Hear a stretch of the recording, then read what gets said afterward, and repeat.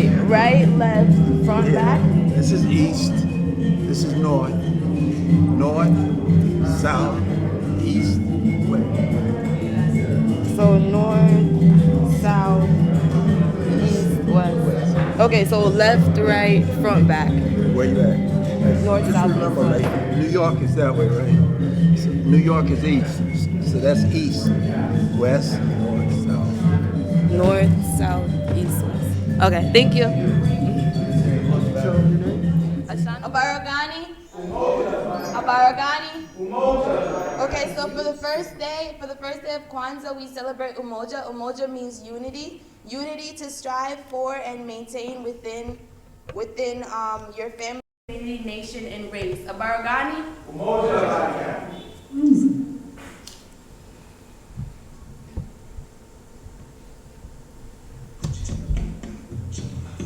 On the second day of Kwanzaa, we celebrate Kujichagulia, which means self-determination. To define ourselves, name ourselves, create for ourselves, and speak for ourselves, instead of being defined, named, created for, and spoken by others. Abaragani?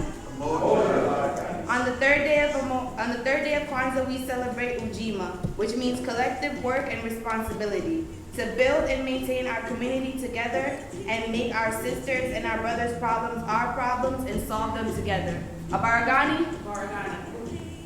On the fourth day of Kwanzaa, we have Ujima, which means cooperative economics. To build and maintain our own stores, shops, and other businesses and profit from them together. Abaragani? On the fifth day of Kwanzaa, we have Nia, purpose, to make our collective vocation the building and development of our community in order to restore our people to their traditional greatness. Abaragani? On the sixth day of Kwanzaa, we have, hold on, give me 1 second. On the sixth day of Kwanzaa, we have Kumumba, which means creativity. To do always as much as we can in the way we can in order to leave our community more beautiful and beneficial than we inherited. Abaragani? And the last day of Kwanzaa, we have Imani, which means faith. To believe within all our hearts in our people, our parents, our teachers, our leaders, and the righteousness and victory of our struggles. Abaragani? I'm now going to light the candles to represent the other days, and it's right, left, right, left, right, left. Kwanzaa, celebration.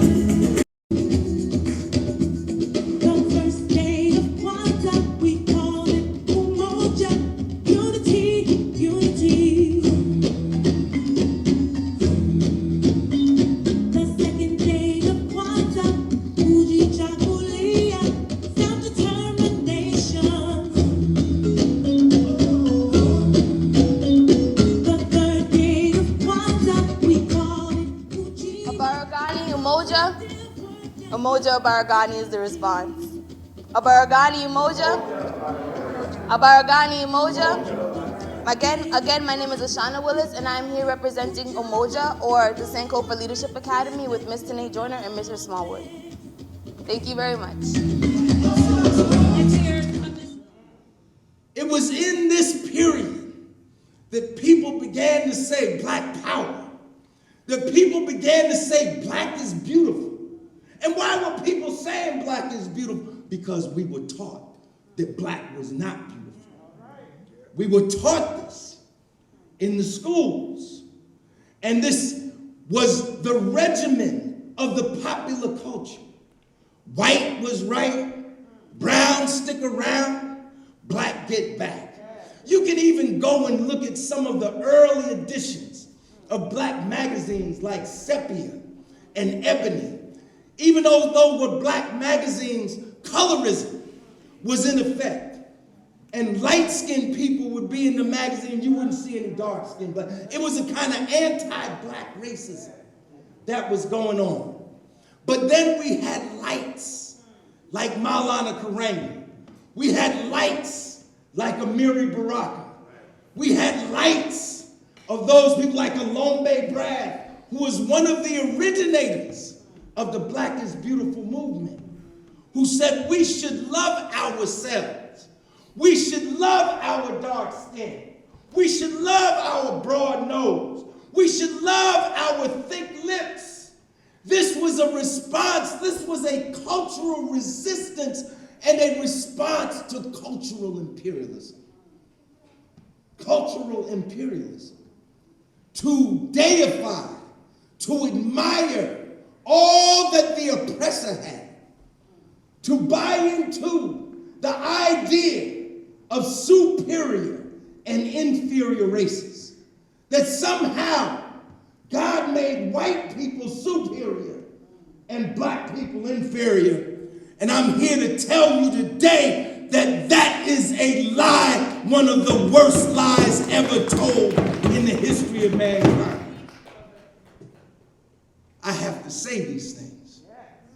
I have to. Because if I didn't say these things, I would betray. I would be a traitor to the people that produced me. If after all your education, all your degrees, all your learning, that you can't boldly tell the truth, then as the Old Testament says, your tongue should cleave to the roof of your mouth. And this is one of the problems we have today. People won't speak truth to power. People are afraid to speak truth to power. People know that they might lose their jobs if they speak truth to power. Somebody might hurt them if they speak truth to power. But whether you lose your job or you fear for your life, it is, don't tell me about the ancestors if you're not going to speak truth to power.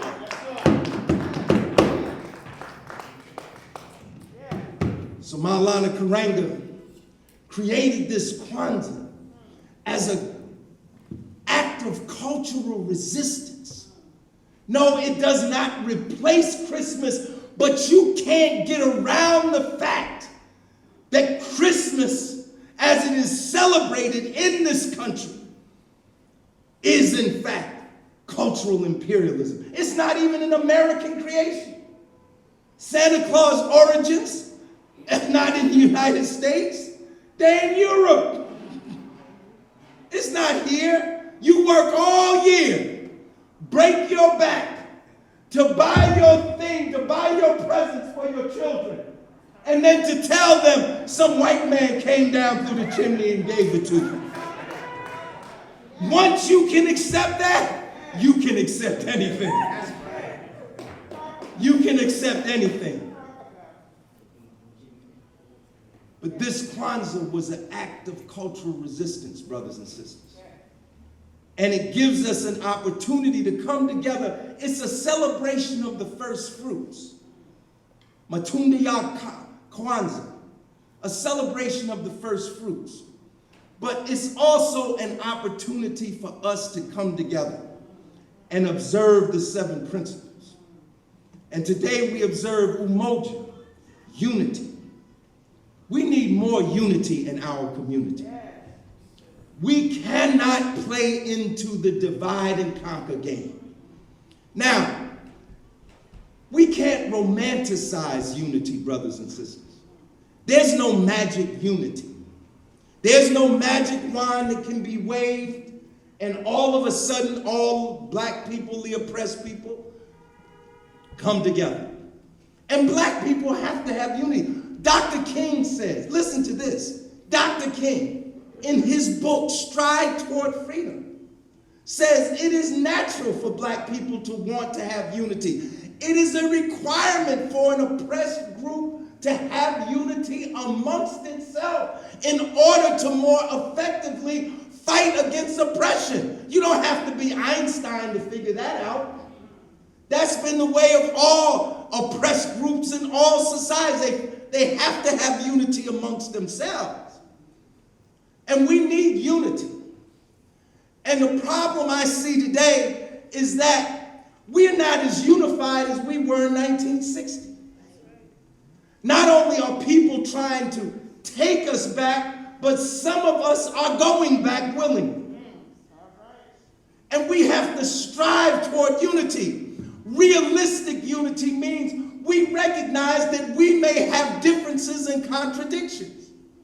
That we might not all see the problems the same way. But unity says at least we'll try to come together, communicate with one another, and try to find a degree of cooperation.